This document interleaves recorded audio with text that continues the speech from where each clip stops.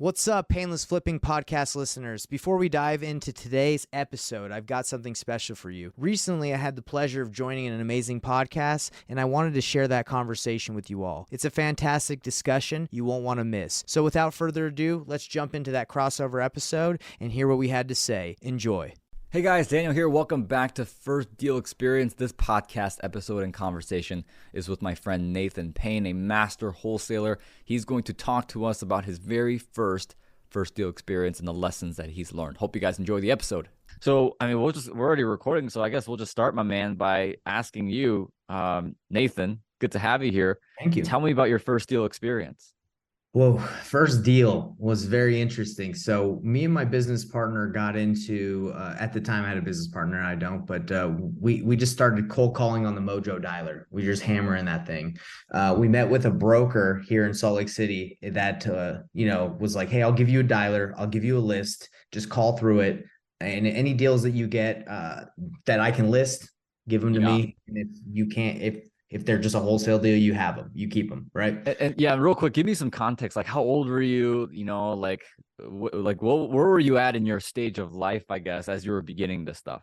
Yeah, for sure. So it was right out of college. I graduated college, got married. I was like 20. I graduated a little bit later. I graduated like when I was 25, 26, because I went on a 2-year mission for my church. So I went and started doing school like at 20, 21, 22. So I graduated, got married, and I was doing door-to-door sales for my the whole college career, build up teams. I was pretty good at sales. And I eventually was like, man, I ain't trying to go knock doors for a living, And plus you have to like move around a lot. You have to go every summer. So I was like, I don't want to do that to my wife. So I was like, well, what can I do that I can use my skill set that I've learned of talking to people? And I realized real estate, right? Like I was like, okay, real estate can make good money. Let's do it. So no experience in real estate. I reached out to my buddy who was my roommate in college, and he had been doing lease options and wholesaling in college. He was always trying to tell me to get into it, but I was like, nah, man, you need to come knock doors with me. We make good money. So we both were making good money, but we just couldn't really convince each other to go. But I hit him up. I said, hey man, what are you doing? What are you doing right now? He lived in Salt Lake where I was living at the moment. And, he's like, I got a tech job. I said, forget your job. Let's go all the way into wholesaling. So he quit. I quit the door to door, and we just started trying to get deals. Yeah. And the only way I knew how, we started knocking, we started calling, just took action, massive action. And you said you were like 25 around this time? So I graduated around 25. I started around, I think it was 27. Yeah. It was 27. Okay. After. Yeah. Got it. By the way, man, you're talking to a guy that hasn't even graduated. So no worries. Like, you're good. There you go. And by the way, on a side note, man, I always find people of like the LDS faith, like they make the best business people. Like, honestly, you know what I mean? Like I have a couple friends of mine that are LDS, and they're all like super, super successful. So you started out in wholesaling. That was your first. So walk me through your first deal. So you're knocking on doors, you're taking massive action. That's right. Now, was your approach like, let's just do everything and anything, or was it very like calculated? You guys have things planned out? Like, tell me about that. Not calculated at all. Just what could we afford? And right now we could afford, at that moment, we could afford knocking. We started with $0. It's not like we were like, hey, let's start with a budget. We were like, hey, we got to bootstrap this thing. So we started knocking doors and calling off of the dialer that he provided to us for free. Right. So that was how we started. So that it wasn't calculated at all. It was like, what can we do for free? And, we I guess like this wasn't my first deal because it took a while to close. So I'm going to tell you about the one that actually closed first, but knocking doors I actually was the one that I got first, but it took like 8 months to close. I was knocking doors, and this guy who looked like he was a little drugged out opened the door. I said, hey, I'm so when I knocked, I was like pitching it as like I'm working for a buyer, even though it was me. I'd be like, hey, I'm in the neighborhood. I have a buyer that's interested in buying in this neighborhood. Are you interested in selling? He's like, nah, this ain't my house. This is my grandma's house. I said, can I have her number and give her a call? Because she wasn't there. And he's like, sure. So I got her number, called her, set up a meeting. But that took 8 months. That's a great story too. But that took 8 months too. Another couple months later, we closed our first deal, which came from the cold calling. So that's the one I'm kind of telling you about. I can tell you about both though. No, you're good. So, well, let's talk about the one you actually closed. So you said you got a list from, was it a realtor, broker? Expired listing list. Yeah. Okay, so you got expired listings. Got it. Got it. And you were going after, from what it sounds like single family homes and, Mhm. kind of, okay, got it. So you did cold calling. How many days, how many weeks of cold calling did you do before you found one that was like, oh, this is it? I think this took like a month and a half, but to find the opportunity, but took us 3 months from start to close our first deal. It took us 3 months to do it. No kidding. Good Yeah, stuff, yeah, man. So for what sure. was that like? I mean, who was the seller? Give us the details, man, on the A to Z of how it happened. Yeah, so we were calling the expired listings list. There was this guy named Donald from Croatia. He was in pre-foreclosure. He listed his home but did not get what he wanted, so he took it down. And we called them, and my buddy actually is the one that made the initial contact. We call him, and it's like midday. First time Corey calls him, and the dude's like sleeping. It's like 1, 2 o'clock. He's just sleeping middle of the day, and we're like, "Hey, man, we're interested in purchasing homes in your area. Would you be interested in selling?" He's like, "Yeah, I'm thinking about it. Call me back later." And he like went to sleep. So we used our LDS, like, door knocking Yeah. skills, and we went and knocked on his door. And we were relentless with that door knocking. Like, we would go knock on the door because we were like, "Hey, this is an opportunity. Let's go visit him." So we knock on the door. We knew he was there, and he wouldn't open because he was sleeping midday. And we'd be like, "All right, we're gonna have to come back tomorrow."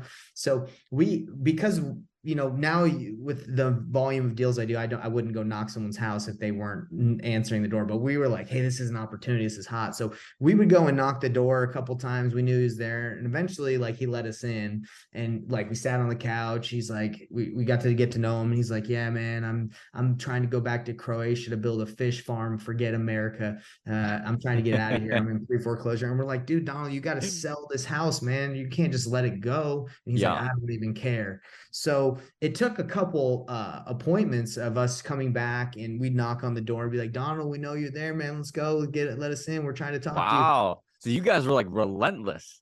Yeah, man. We knew he needed to sell, Yeah. and we knew he wanted to. He just was in a situation of like kind of like forget it, right? Like, Mm, it's like, I'm just gonna let it go. So we felt, yeah, like I understand, like, if I'm bothering someone. I don't think I yeah. was Yeah. For bothering him. I sure. For think sure. there's some of those sellers you just got to push to the finish line, and you're helping them because they're just gonna let it go.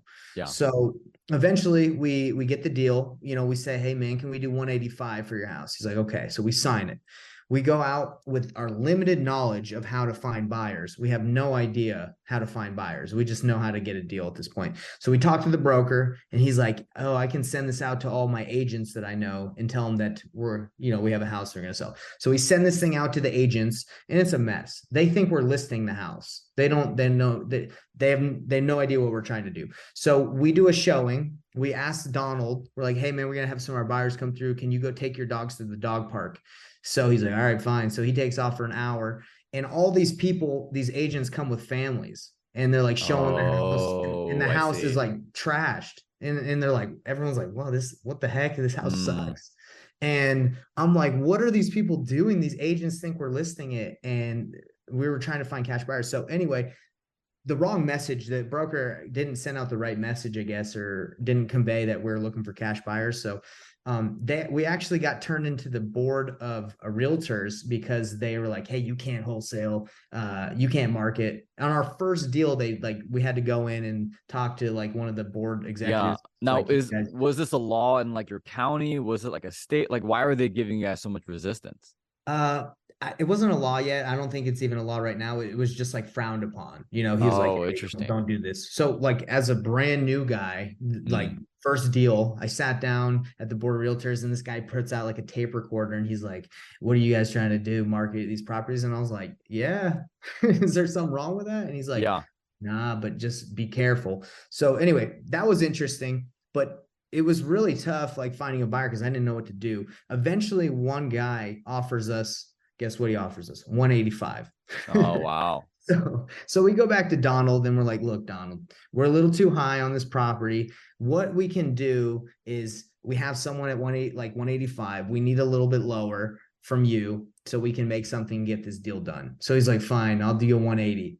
So we made 5K on the deal. And yeah, we did everything wrong in the book. We told them what we were doing. We Wow. we actually had a couple showings. So we were like, hey man, I know this is annoying, but you need to take your dogs out of here and go to the dog park. So he'd be like, oh, man, I gotta go again.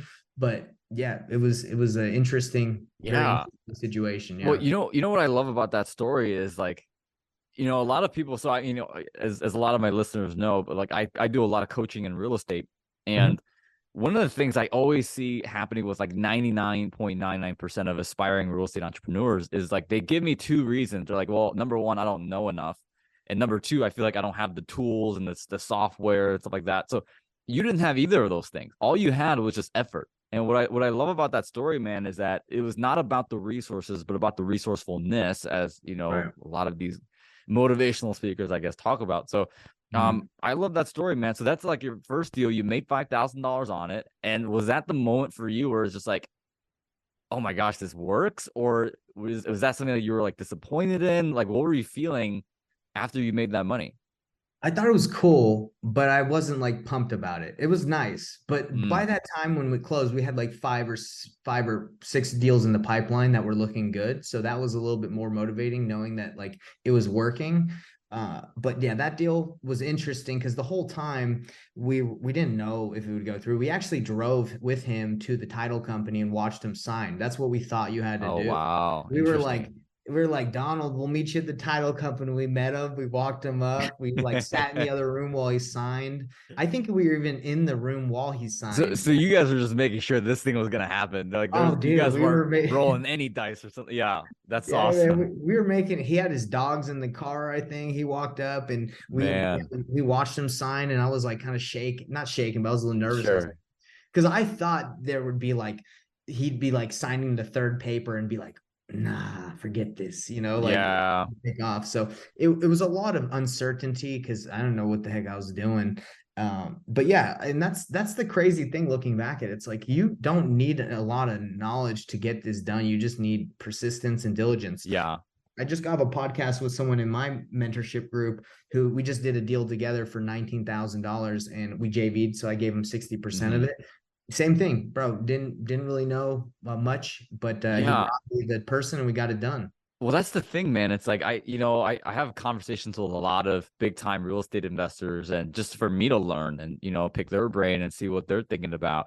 And it just seems that like every person, when they tell the story about their first deal, and even past guests who we've had on before, like it's never like that first deal is never about how much you know, but it's how much you can take and keep moving forward.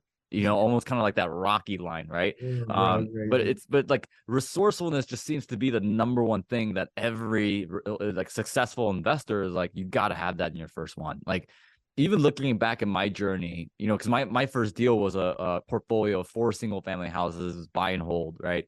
And looking back, like with the knowledge that I have today, I probably only needed like 5% of what I knew today to Mhm. get that deal done.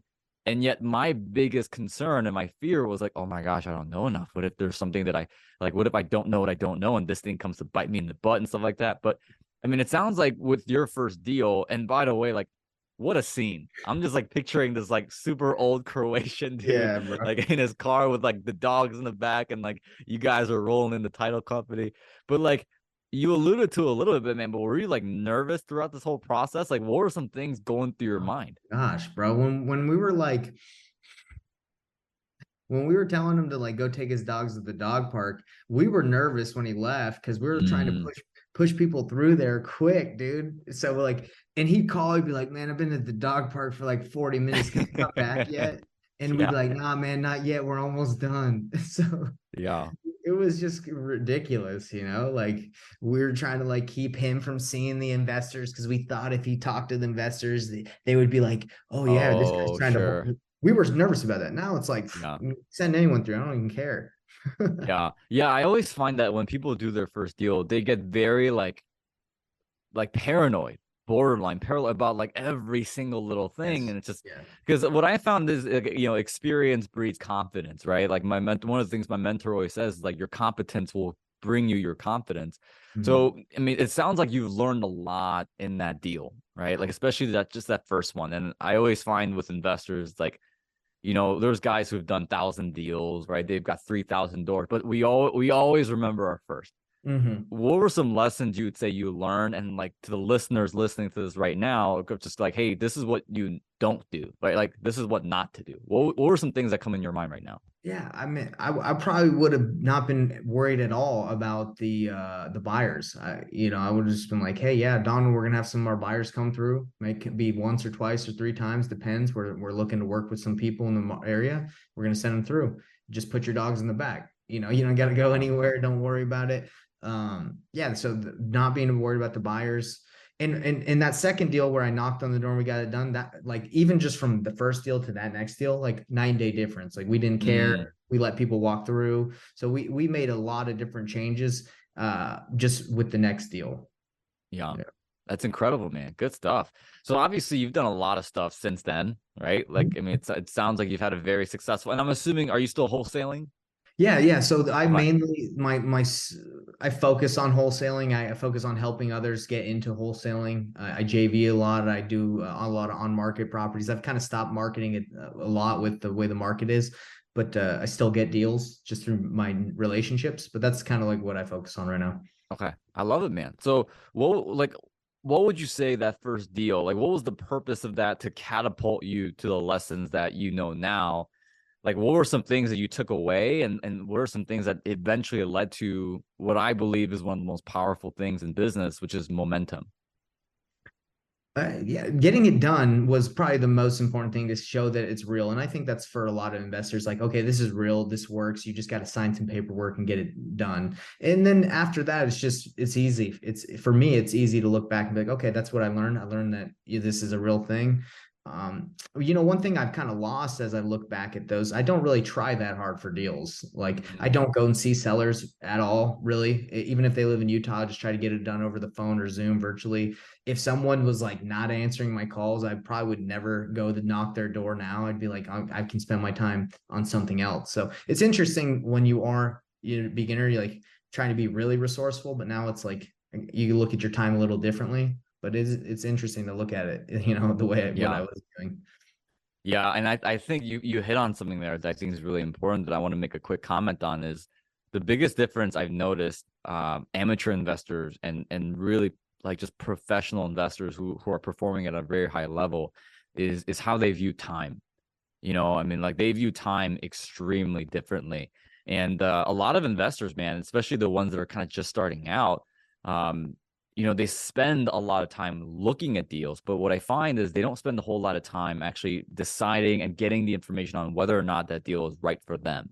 Yeah. And they tend to look at these deals very surface level. So for you, I mean, you being a wholesaler, one of your skill sets, I'm assuming, is the ability to find deals, and not only find deals, but find information on those deals. What would you say for you, man, throughout your career and even now, like, what are some of your most favorite ways and most efficient way to find these deals and get information on them? So about the softwares that providers that are out there. I use batch leads. That's the one that I like to use Okay, that gets that's a me, good yeah, one. it's the one that gives me all the information I need. And that really gives me everything I need, like whether that's the owner, taxes on it, how old it is, who's owned it. It's really cool. So I use that for information. And I do a lot of deals that are in markets that I've never been in. So I leverage real estate agents that I can see that have represented a lot of cash buyers. So I'll reach out to them and say, hey, I've noticed that you're doing a lot of deals out there. You're working with a lot of buyers. I was wondering if I could pick your brain. So I leverage agents and I use batch leads. That's like the main stuff I work with. Okay. Gotcha. Yeah, I'm sorry. This is such a side comment, but when you said agents, for some reason, a part of my brain was like, I use Asians, and I was like, yeah, they're great virtual assistants, Yeah, bro. especially like Asian agents, Filipinos, right? man. Asian Yeah, agents, man. We're it's all right. I'm not an agent, but I know a lot of Asian agents, and they're great. that's right. That's awesome. So, I love it. So you use the software now. Are you doing like mailing campaigns, or are you just cold calling? I mean, what are you doing with the software? So with the software, I teach, and what I do is I try to do deals with no spend, and Mm, and there's the spend of the software, but I use driving for dollars a lot. So when you can drive for dollars, it's like pretty inexpensive because you're not like putting a ton of you're not pulling like a giant list. So I'll drive for dollars with the software, and I'll look up information. That's pretty much the extent I use it. And then I get most of my deals from JVing, connecting other wholesalers deals to buyers that I have network or connections with, and I do on market deals. So those are like the three primary ways that I do deals. And I've done everything. I've done everything from pay per click Yeah. to texting, cold calling, you name it. But for me, it's just I like doing deals with no spend. Even though if you spend, you can get bigger deals. It's just something I like to do. Yeah. So driving for dollars, cold calling, and then the last thing you said is building strategic relationships. It sounds like with agents, whether they're Asian or white or black, right? Whatever. I don't Whatever, man. discriminate. You know. That's right. Money is green. It does not Right. discriminate. So talk to me about that, because I think there's a lot of information out there. There's a lot of guys that are doing like the direct mail campaign, a lot of people doing cold calling. But one of the things that I don't see a whole lot of individuals really leveraging is the power of strategic relationships and just relationships in general. Oh yeah. And I'll even testify to that, man. Like my bread and butter is, multifamily, it's apartment buildings, commercial real estate. And some of the best deals that I've gotten come across my desk were from property managers that I built relationships with, agents. So how do you do it? Like, what is your framework for finding good ones, building a relationship with good ones? And I think the question that a lot of people want to know is, well, actually, let me ask you after that. I want to have you focus on the first two. So how do you find them? And then what's your style of building a relationship with them?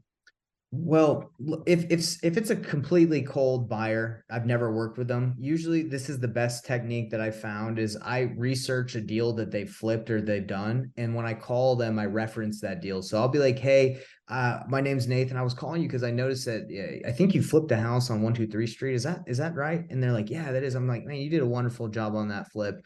And we'll talk about it a little bit. Then I'll say, "Hey, I do a lot of deals in this area. Are you still buying properties there?" And they're like, "Yeah, I am." Okay. It's like, "Hey, well, if I were to bring you something similar to the one you bought, are you in the market right now?" And that's kind of how I develop relationship, is to reference something that's like legit and real to them, instead of just Mm, calling and saying, "Hey, my name's Nate. I'd like to take you out to lunch." And they're like, "I don't know who this guy is. yeah. Forget this guy." So that's the number one way I find with like cold relationships. And then if it's somebody that's like in a mastermind or that you've met, I think finding a way to provide value to them and serve them is the Yeah. greatest way to build rapport. Because if you're just asking, "Hey, can you help me? Can you do this and this?" People, they're going to say, "This guy's sucking in my life. He's all Mm, he wants to do is take." So for me, I always look, no matter who it is, what are their interests? Like you've read the book, How to Win Friends and Influence yeah. People. I'm assuming Yeah. like that's Phenomenal. what I try to do is like, what are they interested in? Let me ask them and let me serve them. And that's how I build Yeah. relationships, and it works pretty well. Yeah, I love what you said there about like you research a deal that they've done in the past and you use that as a reference, because what I love about that is because it shows the person you're on the other line with that you've done your homework. Like you've Mhm. you've gone above and beyond, as opposed to Googling who they are and just going, "Hey, like you seem cool. Can I just Right. take you out to lunch or take 30 minutes of your time and I might not even be a buyer. I might not even, be useful to Exactly. you." I love that. So is it simple for you, man? Is it simple as like Googling their name or going on Zillow to see their past listings? How do you find that property that you typically reference? It's a good question. So with batch leads, the way I do it, if I have a property or a specific area I'm targeting, I can see flippers that have flipped properties, whether that's an agent that's represented them, or I can skip trace them or Google search them. And so it's not just like a random shot in the dark. It's like, okay, I need to sell this eightplex in Utah, for example, and it's in Springville. Let's just say that. Okay, well, I'm gonna look at buyers who have flipped properties or purchased properties in that area, and then I'm gonna call them. That's who specifically I'm gonna reach out to see if they'd be interested in working with me on the Mm, deal I have. Or yeah, so I you see. specifically use the data, whether it's PropStream, batch leads is what I use. Like I Yeah. said, yeah, you can target and find out the right buyers. Yeah, yeah. PropStream is another good one. That's one of the ones I use currently, or I have my team use currently. It's a really good one. I love that, man. I've actually, on a side note, I have a friend of mine who every time like someone drops like a golden nugget, he's got like a sound effect that's like a bomb sound effect, because like his podcast is called Dropping Bomb. But Oh, um nice. he's a good friend of mine. So I'm like, man, that moment right there, like I wish I had a button that was just like boom, right? Yeah, Like it you just got to get a button. I so don't have a button either for mine, but that sounds cool. yeah, I need buttons. I don't know. I need something where it's like a cool sound effect. But I want to ask you this question because I think this is something that a lot of people, especially people just starting out, Mhm. it's really important for them to know. You know, what do you do? Because I mean, obviously, it's very simple. Like you can go on Bigger Pockets, you can go on a lot of these different real estate investing forums, Mhm. and the advice is, hey, find a good broker. Like we've heard that advice time and time again, right? But it sounds like you've kind of cracked the code a little bit in terms of getting these brokers to put you on a priority list. So I have my way of doing it, right? But I'm really curious to hear yours because you probably have more interactions and transactions with brokers because you're doing single family wholesaling. I mean, it sounds like you're doing a lot of other stuff, but Mhm. like, what are some things that you do, my friend, that gets a broker to put you on like their top 3 list? It's like, hey, if I got a great deal, I'm calling Nathan first instead of everybody else in my buyers list. What are some things you've done in your career to kind of create that type of culture? Man, that's a good question because I've tried a lot, and a lot of them like are stuck in their ways, right? They're like, in order for you to get on their list, you got to be, you got to be in somehow. And I think it comes down to like performing. If they give you Mm, an opportunity and you don't perform, or you kind of their trust that they give you for that time to like perform and you don't like deliver, that makes it tough. So I would say delivering on like what you say you can do, and don't waste their time, because yeah. that would be what I had to say.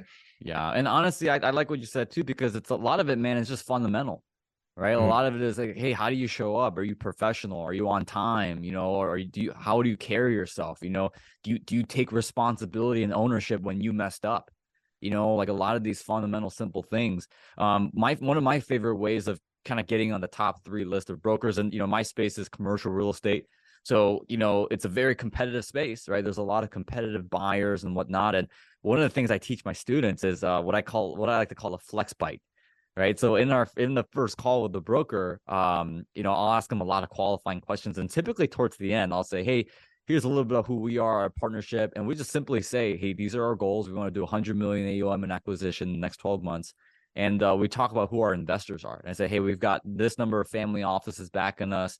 We've got this much of capital raised and all this stuff. And I find that all of a sudden when you start throwing out numbers like that, these brokers are like, oh, like, Yeah. oh, these guys are serious, Yeah, you get that But I confidence, like you're saying, they're like, oh, they feel yeah, that. yeah, that's exactly right, man. And so I like what you said, and I think the listeners to this episode can kind of take a little bit about both of what we said, in terms of how they carry themselves. So I'm curious. By the way, I love interviewing wholesalers because you guys have so many cool stories about like some deal that you did, right? Like I've certainly got mine of my own, but I'm curious to hear yours, man. Like, what are some crazy stories that you've experienced Oh man. doing what you're doing? Bro, I got stories for days. So I'll tell you about this one because this is a good story. So remember the Okay, one I okay. told you where I knocked on the door with the lady? Yeah, yeah, yeah, yeah. So I knocked on the door. The son that, or the grandson, is a Right, little the grandma, yeah. yeah. So grandma. So I'll tell you this. This is crazy. At least I think it's crazy because anyway. So knock on the door, get the number. I call and I set up an appointment. I can't be there, so I send my business partner, my buddy Corey, and he goes and meets with her, and he's like, "What should we offer?" And I actually was on vacation at the time, so I, like, without doing a ton of research, I was just like, "Hey, it seems like 210 would work," Mm, because I thought it had a basement. Because I'd say majority of the homes in Utah have basements, so 210 seemed like where we need to be. ARV was like a 290, and so he goes there and he calls me after. He's like, "Dude, I got it locked up at 210. We're good to go." So I was like, great, great. And then it came to my thought. I was like, did you check if it had a basement? And he's like, no, no, it doesn't have a basement. And I was like, oh no, 210 is too high if it doesn't have a basement, because the square footage is like pretty much split in half of what I thought. And he's like, oh yeah, I didn't really run comps. I just went with what you said. And I was like, oh no, okay, well, you're gonna have to go back and renegotiate, bro. And he's like, okay. So like 2 days later, he took a little bit. I was on vacation. He goes and renegotiates with her, and she's livid, bro. She's fired up yeah. because he went down to like 170. It needed to be at like 175. So Oof. So she's like so upset. She's like, I can't believe it. I already started packing.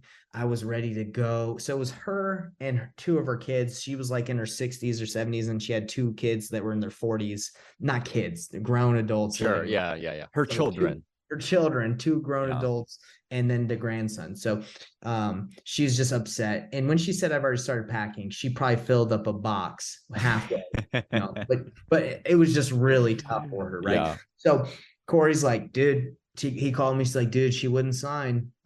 She wouldn't like renegotiate. She's done for. It's over. And I'm like, nah, man. And so in my mind, I was like, man, there's got to be a different way. So me and him are talking. It's about 2 or 3 months later. We forgot about the deal.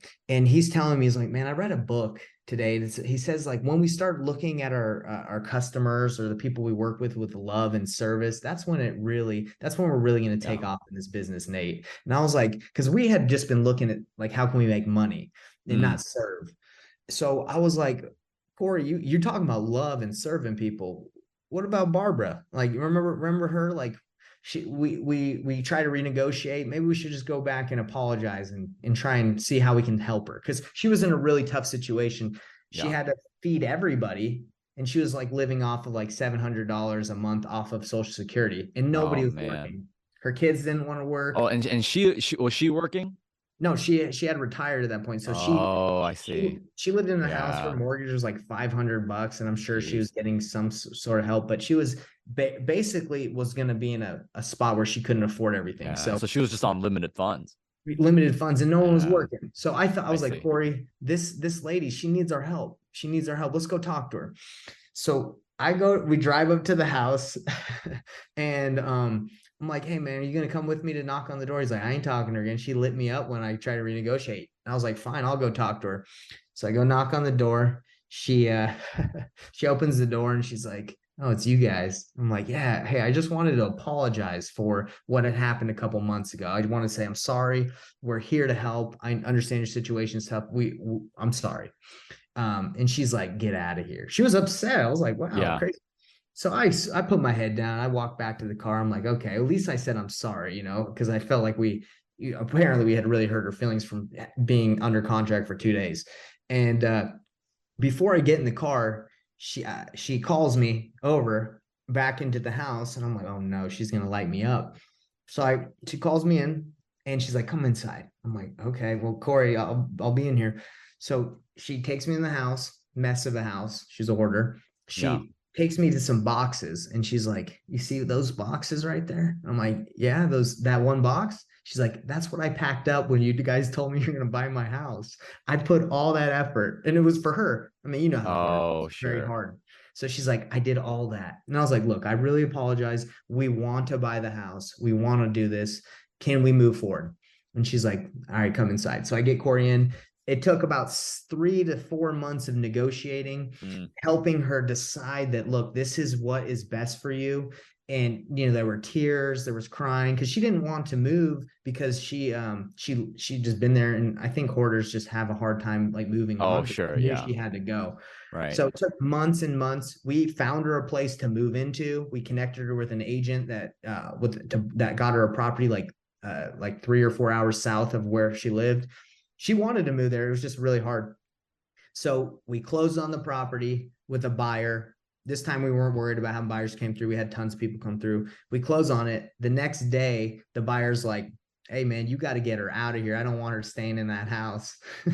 So we were like, we thought he'd give us some time, but he was like, nope, I close on it. You need to get her out. So we show up with a moving truck the next day, and we're like, Barbara, we're going to move you. You ready to go? And she's like, no, you guys said you'd give me some time. We're like, the buyer wants you out of here. We're here to help you out and move. So I brought all the guys that were cold calling for me from college. We tried to move her. It was the biggest mess ever. Yeah. Like rat turds everywhere. Yeah. I can just picture just stacks of paper, just every one corner, and just garbage. Yeah. It's and she's just mad the whole time, because she's in her mind she probably thought she had like a couple months before she had to do anything. So we're moving her, and we can tell she's upset. So we go buy her some Little Caesars. We're like, look, we're gonna feed the family. Here's some Caesars and Pepsi. That really changed the game right there. When we bought her pizza, she was like, all right, these guys are here for me. So we move them. We took maybe a day and a half, barely put a dent in the truck, and we said, forget this. I'm never moving anyone again. We called like the moving company, and they like a squad of like 8 dudes showed up, and they packed that house in like 4 hours, bro. They just knocked that whole thing out. We had to get 2 24-foot moving trucks and just filled that thing up. These guys drove the truck down, dropped everything off the house. If it wasn't for that moving company, I'd probably still be moving stuff to this very day. Yeah, I think that's like a test to a very powerful lesson. Like I remember when I was, learning about getting in this game, like one of the things I heard that I thought it was a phenomenal technique. It was called change the money. And it talks about how a lot of people value something that's not cash, but it means and it helps something to their situation than the cash, right? So it's like in your case, like how much did the moving company charge? So it cost me about $1,000, everything from like the truck, because I got the U-Hauls for them, and it was like $400 for that, and then they charged like 600 or 1,000. Actually, it was like $2,000 to do the whole thing. Yeah, but I'm willing to bet that like for her that was more valuable than like a cash amount. Bro, like you know what I mean? Like that's the concept. It's the perception, right? There's no way she would have done it by herself. There's Yeah. absolutely no way. She had probably been thinking about selling and moving for 10 years. But and I'm dealing with another situation right now where we're trying to buy a house, and the guy is a hoarder, and he's in pre-foreclosure, about to lose the house. But he's like, yeah, man, he's not signing because he's saying that there's a lot of excuses. The guy will not move no matter what he's saying. He's just not going to do it. A lot of these people get in the situations of pre-foreclosure and where they're at because they don't take action. Yeah. So if we didn't show up with a truck, make her get in the car and put all her stuff, she would have lost the house, guaranteed. Yeah, and it's crazy how like a lot of these like a lot of people in pre-foreclosure, especially when you're working in like the single family house space, like it's super interesting to like hear the psychology of some of these people, right? And kind of just see like and it sounds super bad, but like you're not surprised that they're getting pre-foreclosed on just based on how they talk, how they carry themselves, and like a lot of them they're getting these letters and they're kind of just throwing them out expecting the problem to go away, like it's just it's sad. Yeah, they don't take action, man. And I really believe wholesalers, like their drive to like get the deal done and help the person move on. Like we probably help a ton of people who in other ways like probably would just let the banks take the house and just take the hit on the chin. But we're like, nah, we're gonna. So it was wild moving her. And then after we moved her, she forgot some stuff. I had to drive like 2 hours to deliver her a lamp. It was like she forgot an Indian lamp. We forgot to like pack one. So I drove all the way down, took her family out to Ray, her 4-year-old son and 40-year-old son and her daughter, took them out to McDonald's, got them some McGriddles. And I said, hey guys, I know that was tough, but we did it, and gave her the Indian lamp, and haven't talked to her since. Wow. So I'm curious, man, how much money did you end up making on that deal? So that one was, I think it was $19,000 on that. That's right. That's right. So better deal than the 5. And yeah. At this point, we were just trying to get like stay consistent and get deals done. And our next deal was like 42. So we just got started getting better and better. But it's amazing like how much money you leave on the table when you don't know what you're doing. Like those deals, the 5, the 19, the 42 could have all been like 40, 70, 100, 200,000 deals if I knew what I was selling. Right. Like so if you knew what you know now, like if you could go back and redo those deals, you would have made more money.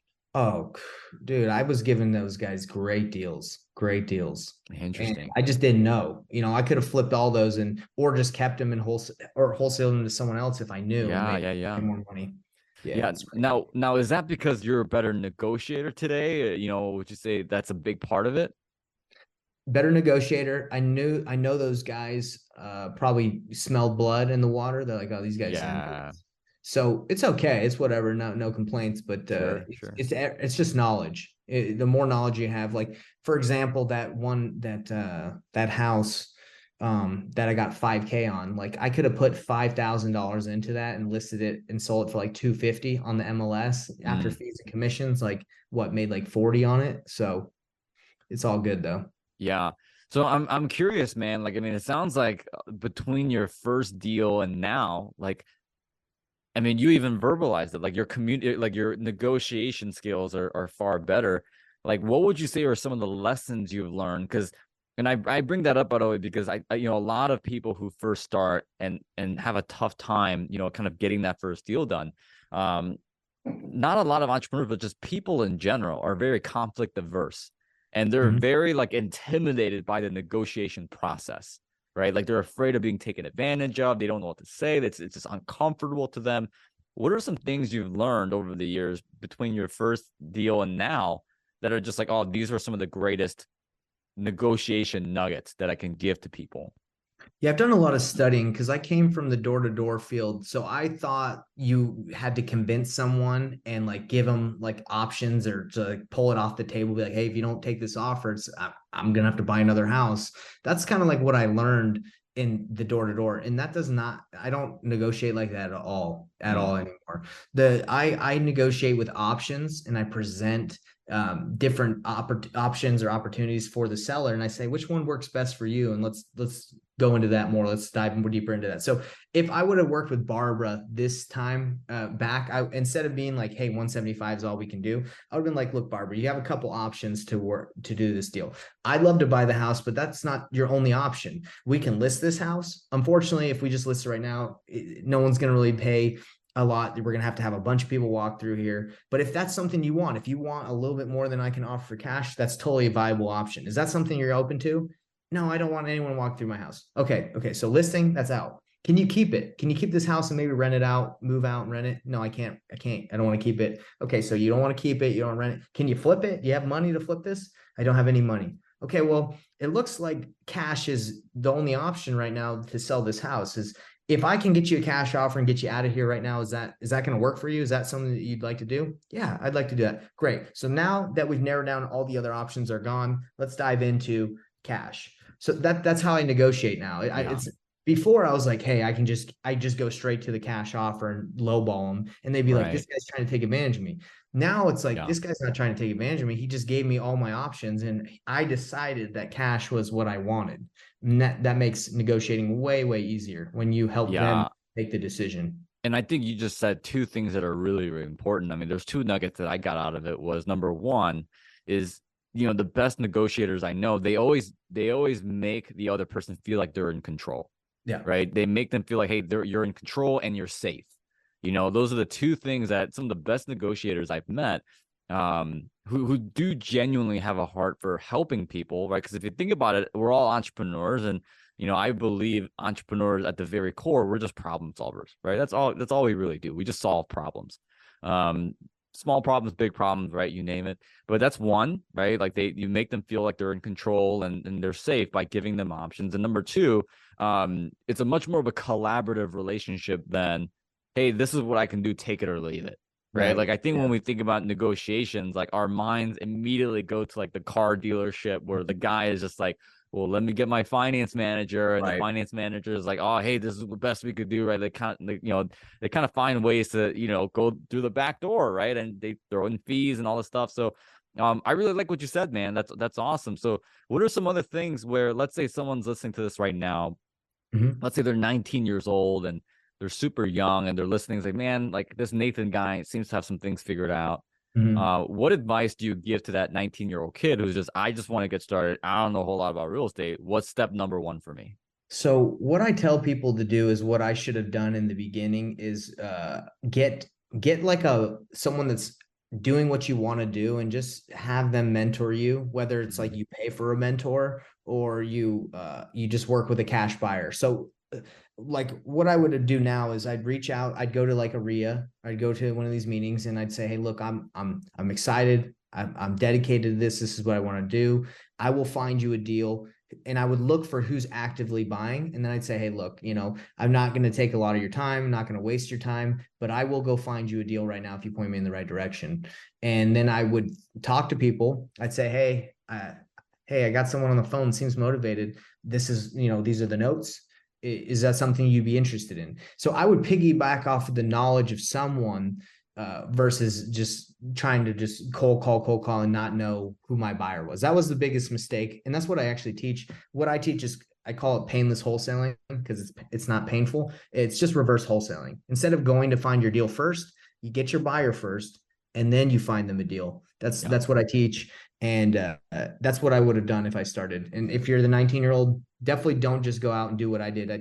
I got lucky because I'm a hard worker and I think I'm pretty good at negotiating already from my experience, but it takes some people a year, 2 years to get their deal just because they don't know where they're looking. They could be looking in South Dakota for a deal for 2 years. And then finally I would just tell them, hey, no one buys in that area in South Dakota. You've been wasting your time. So that's why it's good to have a buyer first, give you that idea of what you need to do.